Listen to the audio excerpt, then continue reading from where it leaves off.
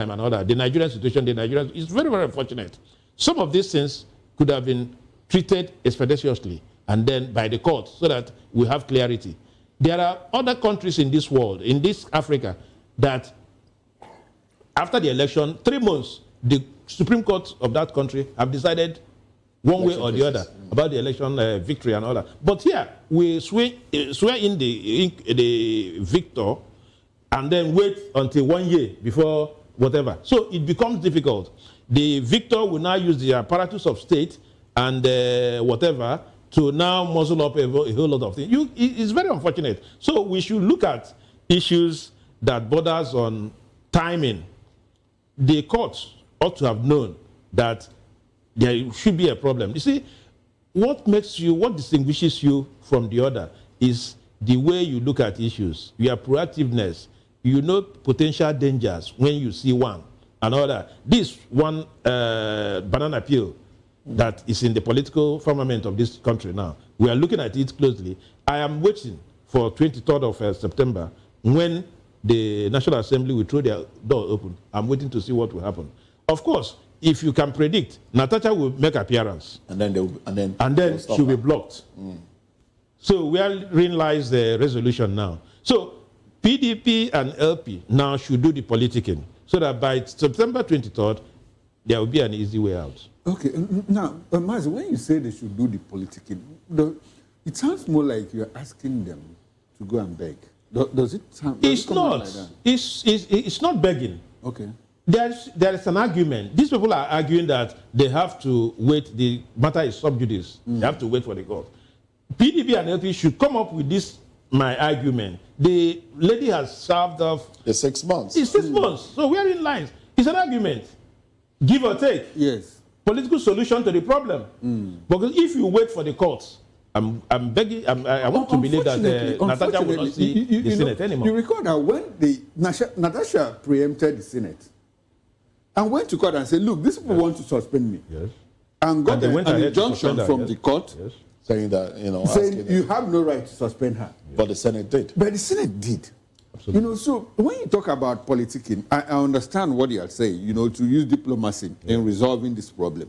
But it comes across to me as, because I'm just trying to know what else that the PDP and Labour can do, apart from maybe going to pressure Natasha. Well, if you have to do a subtle apology and just go back to the Senate and start doing what you were doing, which is more like pleading, if we don't use the word begging, So it's difficult for me. And like you said, I'm also expecting to see what happens on 23rd when probably Senate reconvenes and you see the national chairman of the PDP, members of the National Working Committee, state chairman of the PDP, fall behind Natasha into the National Assembly to see, let us see who is going to stop us and all of that.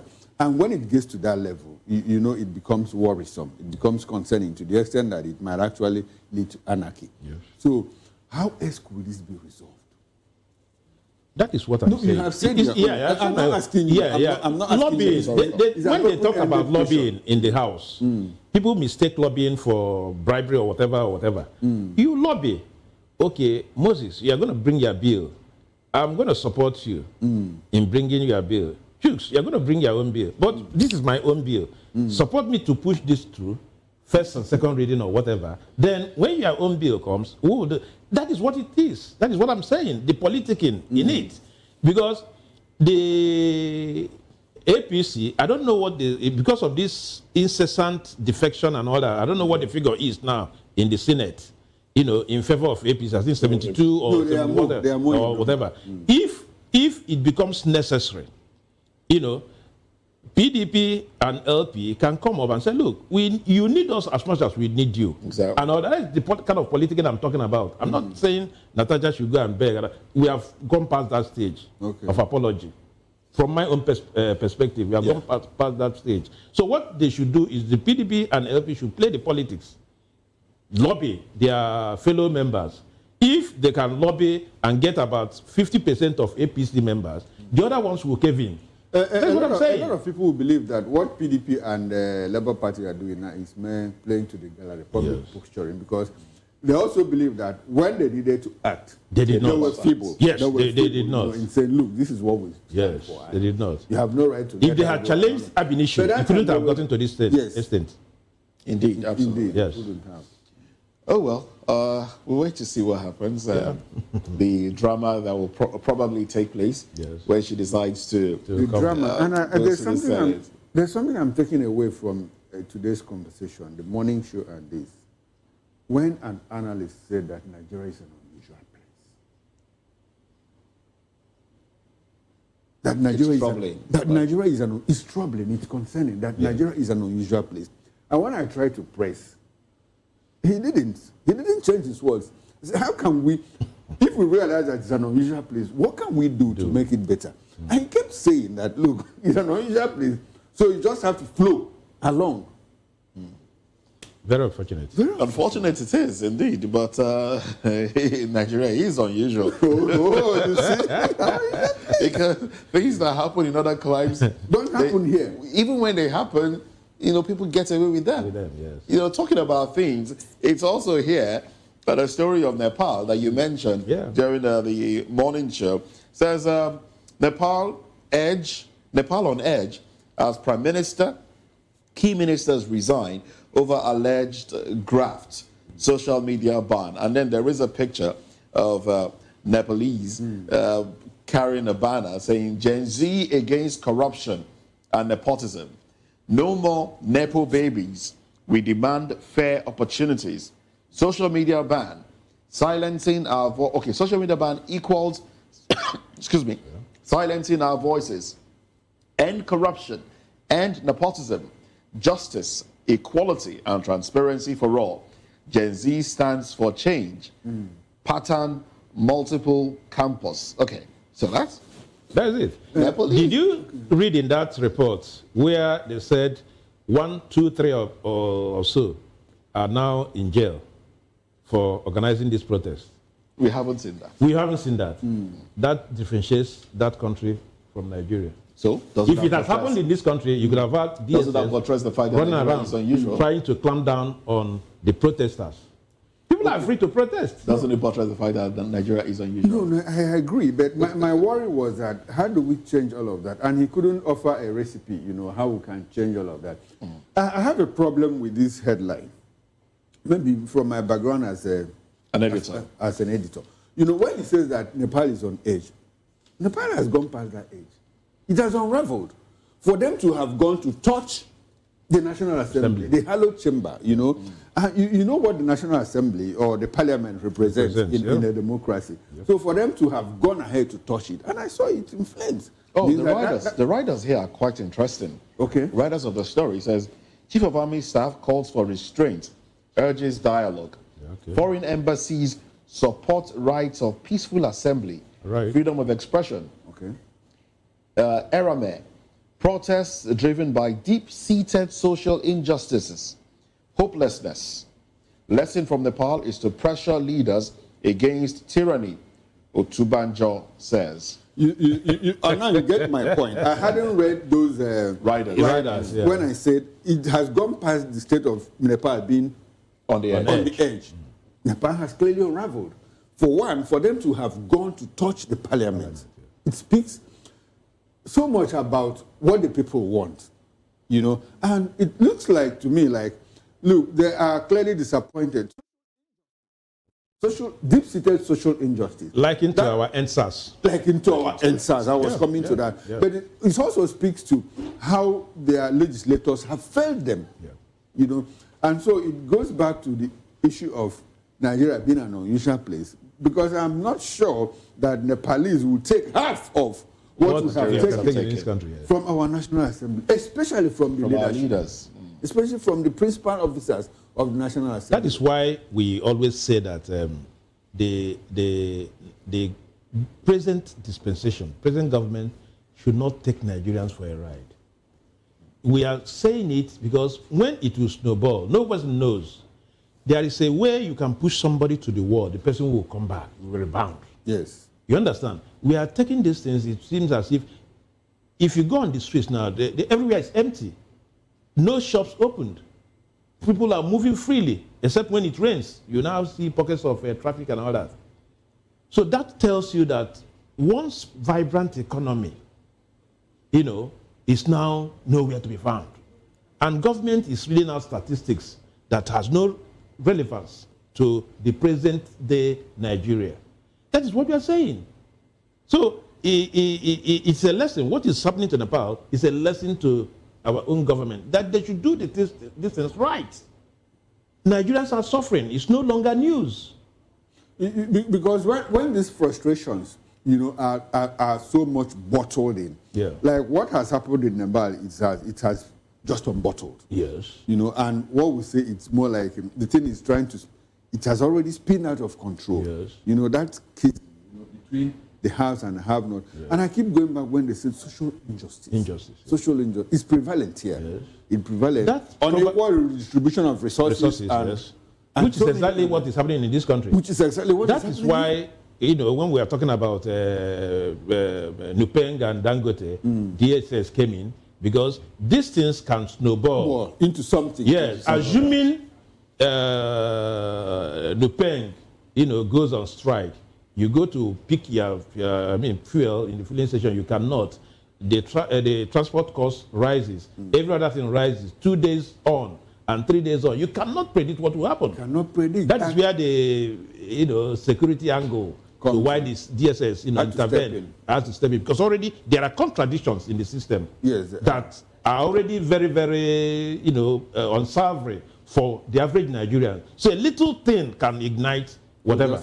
So it is very important that our government picks lessons from what is happening in Nepal. It's very instructive. Very instructive. Very, very instructive. Like, family called me from Enugu yesterday. The filling stations are shut in Enugu. Just because of this little thing, yes.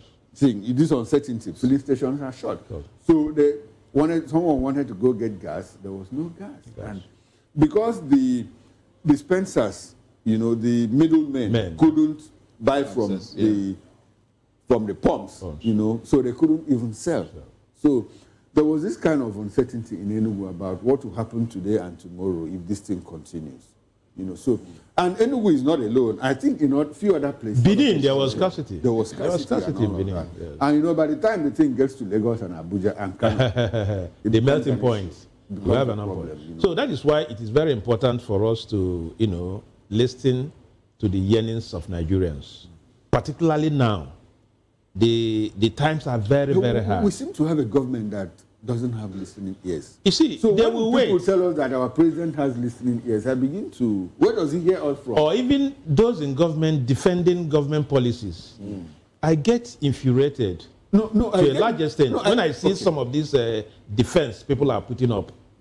You own up, and then let's know. Take responsibility. Yes, take responsibility that these things are bad, and it's bad. Please, Nigerians, let's do this. And then you walk the talk, not just telling us, that we should tighten our belts and all that and all that. When we have eyes, we also see what you do. You junket from one place to the other. At a point in time, the president said, cut the entourage of ministers, and his own and all that. Including that of the first lady. The first lady. Are they implementing it now? Should I'm asking you. Is it being implemented? Or have we gone back to our old ways? No, we never moved away from our old ways. These are the issues. Not talk of going back. These are the issues. Because the first lady, when the president was away, there was a video that trended, and the first lady flew into Lagos here. Yeah. And you could see the convoy. That accompanied her. That accompanied her in the island, Lagos Island. And that was on a public holiday. That was on a Saturday. Yeah. So the airport road axis, there wasn't much traffic, But I think the people that captured it along the Ozumbamba area, driving into Lekki and all of that. And you could see the number of vehicles. And traffic was on standstill for more than 30 minutes to enable the first lady. In the absence of the president. The president was somewhere, on a walking vacation. No, not vacation, walking visit. Okay. He was on a walking. Moses, stop looking at me like that. He was on a walking visit. I think that was when he went to Japan. That was when he went to Japan. And the first lady just said, "Okay, let me go see Lagos," and that happened. But could that be over zealousness of people? Because I know the convoy didn't come with her into the country. It was, into Lagos. See, into Lagos. It was those in Lagos. Don't make excuses for them. You can stop this. You can stop it. If you see a leader that is purposeful, that wants to get things done, he will tell you what he wants. If I'm a governor and I need to visit a place, I'll tell you, Moses, Chooks, let's go. 2 cars alone. All of that is saying, no, I don't want. It's what you want that to be done. You cannot tell me you are there and people are infiltrating and doing. No, you are the person that is accountable, and you have to do certain things to ensure that you achieve your aim of being in government. So it is not true. If I want to go for a party with my wife or children, I should be able to say so. If I say I want to go with only my wife, my children, you cannot. So I be it. So what we are saying is that the office holders should resist the temptation of this flamboyancy. They should resist it. Master, without sounding like a broken record, Peter Obi said when he became governor, and he wanted to attend a meeting in Abuja, I think National Economic Council meeting and all of that. And he had an array of people assemble, say, we have bought tickets, we are going to buy tickets. I don't know, what are you going to do? Are you going to be in a meeting? Are you part of that meeting? What are you going to do? And none of them could explain the reason why, He said there's a liaison office there. Now, when I go there, when I land, the driver will come and pick me. I'll attend the meeting, sleep in a hotel, and come back. As simple as that. But we see people, and we have a commissioner of finance who say, look, I used 20 million naira to go to Abuja, for FAC meeting. Oh my God. 20 million, and I asked him for what? He said, because when I fly, I stay in a hotel and all of that. 20 million naira to attend FAC meeting. Not very long in this dispensation. I'm telling you about 2023 up until this moment. Finance Commission. Oh well. So it can be done. It can be done. We can reduce our governance expenses abysmally. We can. It depends on who is at the helm of affairs. Yes. Because the president has been touted to be, one who gathers people around him. He's a mobilizer. Yeah. So people always like to be around him. Oh well. And I hope. Well, let's look at a few other headlines here. Federal government under pressure as DMO blames FX global shocks for rising debt. Let me take the riders, because the riders are in the pages. The riders are Nigeria among West Africa's largest borrowers, says Oniha. We are auditing official figure, says Auditor General. You want me to go deeper into the story? No, I mean, the story is self-explanatory. It's self-explanatory. They are trying to make excuses. Yeah. But you see, some of the times, I said the other day, I used to be very good in economics, even at the university level. Though I didn't do economics major, but I did electives in economics, and it used to be quite interesting. Even at the MBA level, I studied a bit of economics. And so, when I hear this government say some things, when they mouth certain things, I go back to my textbooks and say, this thing that I thought, you think that the author made a mistake or what? And when they make slip sometime, and they quickly recover themselves, you recall that about 2 months ago, the finance minister said, the foreign reserves that we see increasing is as a result of borrowing. So that is why it essentially does not affect the exchange rate. And so when people say the exchange rate has stabilized, I get that the stability in terms of it has remained consistent over a period of time. But the consistency, does it help us? It's not helping us because the Naira is not doing well. Why is the Naira not doing well? The Naira is not doing well because we still don't produce enough. Anything.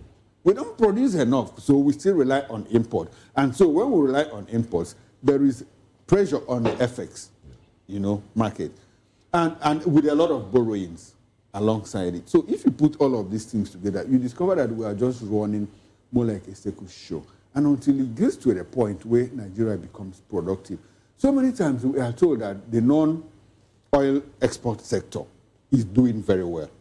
And they come back and tell us, we have met our revenue target. Thanks to what? Thanks to we have short up production in the oil sector. We used to hover between 1.3. Now we do in excess of 2 points. So what does that tell you? We are still heavily dependent on oil.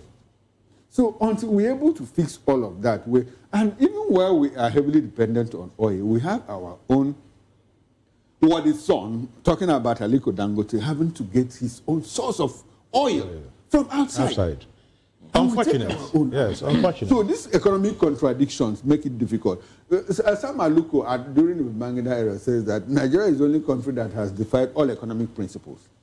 By the time you think that you are getting it, one thing will just happen, and you say, "Oh, it wasn't what I thought."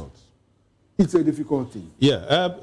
Talk about non-oil revenue. The Minister for Solid Minerals. Okay. You know, at the time, at the time he was appointed, he said the president wants him to go there. Okay. That there is a lot of potentials in the solid mineral subsector of the economy. The president wants him to go there and unravel whatever. This is 2 years plus. What is the contribution of solid minerals to the GDP of this country? I'm yet to see. That's the point. If you, and a lot more people have argued very persuasively that in the north you have a lot of solid minerals, not even the oil, you have solid other minerals. 2 years on, as an economic guru, an accountant of par excellence that our president is, what has he been able to do to galvanize these mineral resources from the north? Why are we still heavily dependent on the oil from the south? These are issues. The issue that is happening in Zamfara and other, people have linked it to exploitation of solid minerals. What have we been able to do to bring those minerals into the mineral basket of the country so that Nigeria can appropriate appropriately? So these are the issues. So it's not enough for you to tout the idea that you are this, you are that. Earlier in the administration, Shettima, the vice president, said he's a security expert. He will face security. While the president is an economic, he will face the economy. Those things were splashed on the face of Nigerians. And we began to wonder, at that early stage of that administration, so you people have already divided your jobs. You have job descriptions already in place as to how you want to manage the economy. Now, the economic expert, what have you been able to do? Have you been able to, galvanize all those solid minerals? They say Nigeria is rich. It takes a good leader to identify those solid minerals so that they can augment the economic potentials of this country. Until we be able to do so, you said something. You see, the problem we have in Nigeria is that sometimes we don't have foresight. By the constitutional provisions, the vice president is supposed to be in charge of the economy. Economy, yes. By virtue of the fact but he swapped the role. But there was a role reversal. And we didn't see all of that. There was a role reversal, and we didn't see all of that. Because the Constitution empowers him, to be in charge of the National Economic Council. He supervises, he superintends the meeting, And I think another thing, as the president, he's in charge of BPE and all of that, and all of those things under the Nigerian Economic Commission basket. Yes. Now, the president, as the commander-in-chief, is now in charge of security because the National Security Advisor reports directly to the president. But that role reversal, we didn't see it. And now, look at what is going on. And both in the security and in the economy, we don't have hands-on on any of them. On any of them. And we didn't see that. And so what do we look up to in 2027? Are we seeing anything in 2027? When someone comes to tell you that, look, I'll be in charge of this, be very careful. Be very careful what you wish for. All right. Well, let's go to this day newspaper. The headline here I'd like us to react to is Edun Oyedele say no plan to implement 5% fuel surcharge in January. Explain commencement order must be issued. Gazetted. Presidential Tax Committee Chair reveals only 60,000 kilometers of 200,000 kilometers of roads tarred. Gentlemen. That is the strength of the Nigerian people. What you have just read typifies the strength of the Nigerian people.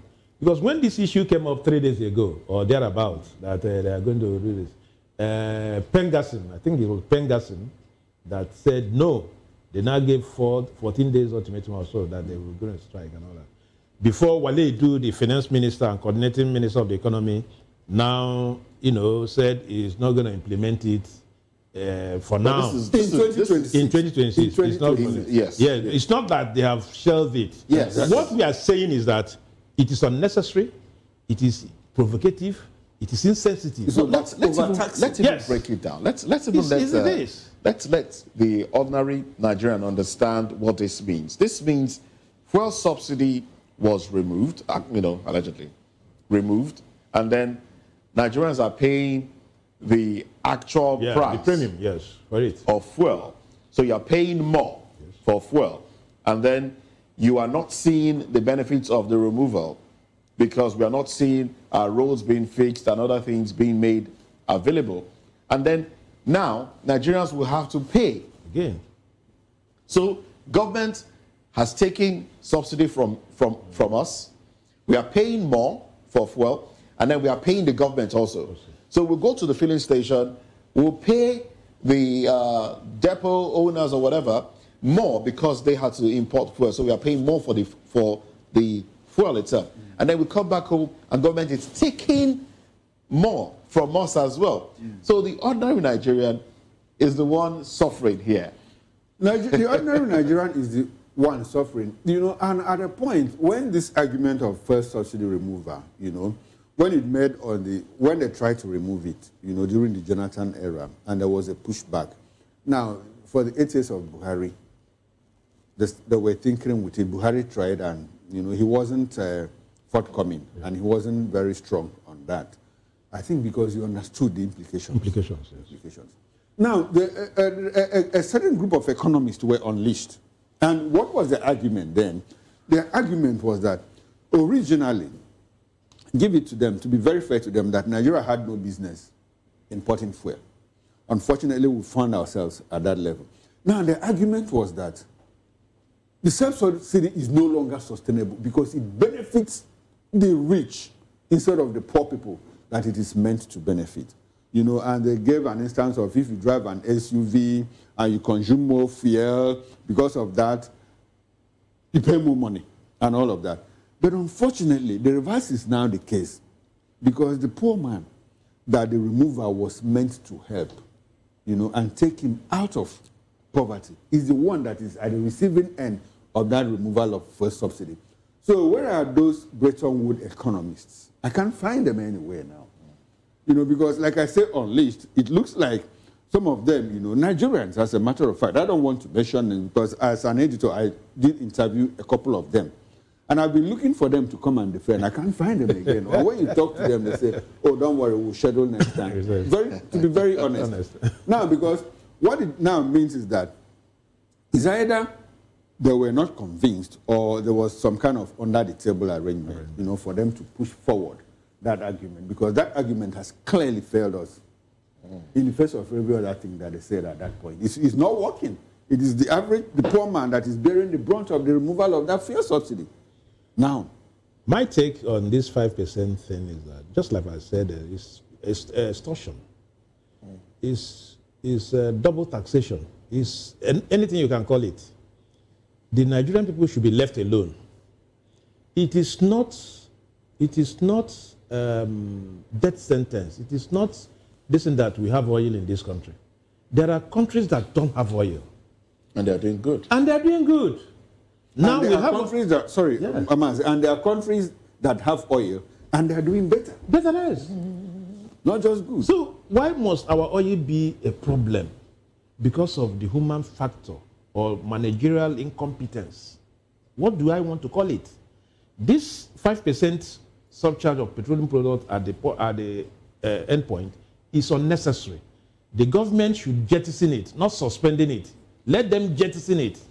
Because the fuel subsidy has already been removed and Nigerians are struggling with that. Anything addition to it will compound the Nigerian people's problem. I think all of this is just to calm frayed nerves, and then when Nigerians are calm, implementation will start. No, implementation will start, and Nigerians might not even know. Might not even know. Nigerians might not even know when it started. It happened earlier in the year, if you remember. There were certain filling stations you go to, take fuel. They will add some money. Okay. If you remember vividly. Yeah, but they did it. Yeah. They did it. I don't want to mention the brand name. They did it. I said, no, I'm not buying. I went off. I went to another place. They did not ask me to pay that money. So I now marked that one. I went to another. They now said I should pay money. I said no. So I was very cautious of the filling station I go to pick fuel until it fizzled out. Okay. Probably that was testing the waters. They always do. You understand me? Yes. And they felt this is the right time to implement. And then I have pushback from the labor union and other. They will come back again in another coloration. Yes. We are waiting for them. Okay. All right. Well, there are other stories here, but we've touched on them already. Let's look at the Punch newspaper now. 2027 presidency. Jonathan splits South PDP.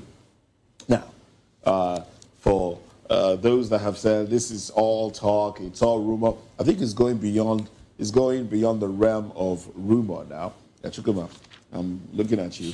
It's going beyond the realm of rumor now, because let me read up, a few lines from this report. Aides to the former president. Now, well, first off, the president, former President Goodluck Jonathan's camp is saying that, look, a lot of people from the PDP are coming to him. People from NNPP are also asking that he joins the race. Well, the report here says, while some party members believe Jonathan should not contest against President Bola Tinubu, various political pressure groups drum support for the former president. Aides to the former president have been quoted in the media that their principal was consulted on whether to throw his heart in the ring. Now, he was said to have been asked to contest the presidency by the PDP, the New Nigeria People's Party, the African Democratic Congress, and the African Democratic Congress. All three parties have asked Jonathan to contest. And then there was a court case that spoke about Section 137, how it affects Jonathan, about not being sworn in twice and the rest of it. And they said that has been put to rest, according to, some reports. That's been put to rest because, the reports, that law came into effect in 2018, right after his own administration left office. So some are saying it doesn't really apply to him. Well, will he jump in at this point? It's still, but causing a split within the PDP, South PDP. Don't you think it's gone beyond the realm of rumors? And there's more to it. No, it has never been. It's always been a rumor. Yeah. But what I still don't buy into is the fact that Jonathan will, in all decency, in all sensibilities, run for office. Let's look at the man. The man has been applauded the world over for his policies in government at the time. He's been given awards. Now, don't you think it might be an opportunity for him to come back and replicate what he did the last time that earned him those awards? I'd like to correct one thing. The awards that Jonathan won was not because of his performance in office. The awards that Jonathan won is because of how he aided Nigeria's democracy to go. By that singular act of accepting defeat, that singular call that he made is what drives those awards, not because that he was too fantastic in office. Maybe by the power of hindsight, we are now saying, oh, probably he was good. But I'd like for us to go back to 2011 to 2015. At that point, Nigerians were also complaining about hard time, about insecurity. And if peradventure, if APC had come and drove inflation from 8% to probably 4%, and insecurity was clearly decimated, as they promised us in the person of Muhammadu Buhari, probably Nigerians would have been saying, oh, Jonathan, it's good that he made that call and just left office. But now, because of how things turned around, how things turned out, Nigerians are now saying that, Nigerians don't recall that it was under his watch that we had probably the worst petroleum minister in the person of Desiani Alison Madeke. Probably. Probably. And also that corruption remained unconstrained at that point. But because of what the APC has done to this country, Jonathan has turned out to be a saint now. Now, let me put all of that aside. Going fast forward to 2027, Jonathan will do himself a lot of disservice if he steps into the fray. Because one, he's going to lose it. He's going to lose. He will lose. And if he does, you know, every other thing that he has done, all those encomiums, all those accolades he has received, he will just rubbish himself. Now, my worry is that, are they using Jonathan to target somebody? In PDP, in ADC. And what gives them the impression that Jonathan is the kind of person that we need now? Boko Haram was just coming up when Jonathan was in office. With what we have now, in terms of insecurity, I'm not sure that the man with the kind of heart that Jonathan has, you know, will be bold enough to confront it headlong. He might not.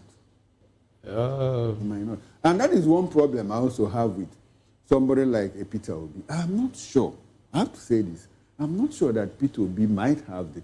Because the kind of thing he does, due process, due diligence, and all of that, you don't fight insecurity with due process and due diligence. You have to be very hard. You have to be very... If you are not hard, because you are dealing with non-state actors that have splintered over time. These were the thoughts of some people too, that the man at the helm of affairs now, he has the willpower. He's one that can take decisions, you know, and it wouldn't matter who questions his decisions. Whatever he says will stand. But how well has that played out? He has taken those decisions, but are those decisions working? How well has it played out? Yes, that is the point. Maybe because of the way he took those decisions. I also think that Jonathan, you know, he might probably do better if he comes on from 2027. Might probably, because he has learned his lessons. He was there first. Okay. So he knew one or two things that he could do right and if he gets there. Also, he's been watching from a distance, from a standard. Okay. So that is one for him. The platform he's going to run with is probably an issue. I am not too clear. Then the support base from the northern part of this country is also, I have not seen clearly. Well, a lot of people say he has. I have not seen clearly. Because of all this, I think he should take his integrity back by not running. That's my view. He's now a world leader. He should restrict himself to that level and live it. Sorry. I'm sorry. I have to ask you this. Okay. If you say he should take his integrity, that means you understand that he has integrity. Absolutely. So if a man that has integrity is now being advised to go home and rest with his integrity because he cannot solve the problem that Nigeria has, who then will be better fit to solve the problem? Earlier in this program, Chooks, we were talking about the Nigerian way of life. Okay. You know, that comes the uniqueness of Nigeria. When it comes to politics, voting proper is a different ball game. He said 1 week ago in a birthday party or so that he was betrayed. He was betrayed. So in politics, you have to calculate very, very well. You have to be, you have to have a third eye to be able to see. You should be so what I'm saying in effect is that they can I want to align slightly, not wholly, with what you're saying, that probably who are they using Jonathan to target? He can come up. He was there before. It is a veritable argument the APC government will now be doing, because they will now punch one or two things he has done in the past that did not go well. You understand what I'm saying? Okay. Now they have their own problem. I want a neutral person who can look at APC, the Bola Tinubu administration, and pinpoint 1, 2, 3 gray areas that the man has not done well and provide solutions to them. Jonathan is already, he's vulnerable because he has been there. We want a fresh Look, he has let him take his integrity back home. He was there for 6 years, superintending over Nigerian PLC. You understand what I'm saying? After doing 2 years as a vice president, I do not think he needs to go there to do any more thing. Let him take his integrity back. Have you seen Jonathan in recent times? Very robust, just like you, very calm. If you see him, you see he has, by the time he goes in there now, gray hairs will start come out again. We'll come out again. Nigerian governance system is so difficult. It's so difficult. We need a fresh person who will try to do things differently. That is my point. If you ask me, Jonathan should, slow down on this. And more importantly also, Jonathan himself have not said anything. Before 2023, there was this rumor, he even visited us to Rock. He was going to run under APC and all that, until finally, it became obvious that he was not going to run. The same thing is playing out again. So, perhaps it's too early in the day for us to know whether he's running or not. But from my own perspective, I think he should not run. And when you look at all of these things, I've even tried to look at the platforms. Let's take it to PDP.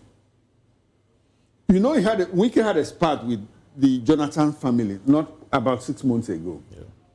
Yeah. And we saw videos of how patient Jonathan took him to the husband and all of that. Now, talking about the PDP, Wike is there. Is he going to give him a free space to run in PDP? And he said he's not going to, he shouldn't run. Anyways. Good. That is number one. Now you go to ADC. Amechi is there. Amechi is the person, the Asian provocateur, that actually started the thing that led to Jonathan losing the 2015 general election. Absolutely. Rotimi Amechi, he's there. So is he going to displace Atiku Abubakar or Rotimi Amechi? Let's not forget that it's still politicians that we're talking about here. Politicians it's all about interest. So if they can find a common ground, I think they can align. Most of the places where interests don't overlap. They always intersect. And when they intersect, you can't. You can't. I'm very sure. So is he going to Labour Party? Labour Party is in Tatas already. NNPP was mentioned in there as well. NNPP. What is the reach of NNPP? What is the reach? That was why I said, what platform is he going to use? Exactly. The PDP wants him, Labour Party wants him, everyone wants him. PDP needs to get her ass together first. With the recent incursion of Wike and his people in PDP, and PDP is saying the convention must hold. Wike said if you hold the convention, blah blah blah blah blah. So PDP is not settled, LP is not settled, ADC is full of presidential candidates. You have a avalanche of presidential candidates in ADC. So it becomes difficult. That is where consensus comes in. Is he able to get consensus? Where? You see, in a multi-ethnic country, in a heterogeneous country like Nigeria, consensus building is very, very difficult. It's very difficult. Little wonder why, even when PDP said they have, zoned the presidency to the south, you still see elements in the north who said, how can you are shutting us out from the presidency and all that. So it is very difficult. The heterogeneity of this country has made it increasingly difficult for consensus building to take place. And that is the bane of this. It could have been otherwise if a lot more things are homogeneous. All right, then this will be a good place to anchor it. That's it on Newspaper Review. Big thanks, Mazi Amobi Iheboro. Thank you very much for coming on the program. Thank you very much. Ochukuma will be back later today at 6 p.m. on Political Lens. You want to tell us what to expect? Yes, I will host Professor David Aworawo. He's a professor of international relations, Department of History, University of Lagos. And we'll talk about the state of the nation generally. Join me then. It promises to be quite interesting. There you have it. He's Chukuma Okoro, and he'll be back here later tonight at 6 p.m. I am Moses Humphrey, wishing you a beautiful day. Bye for now.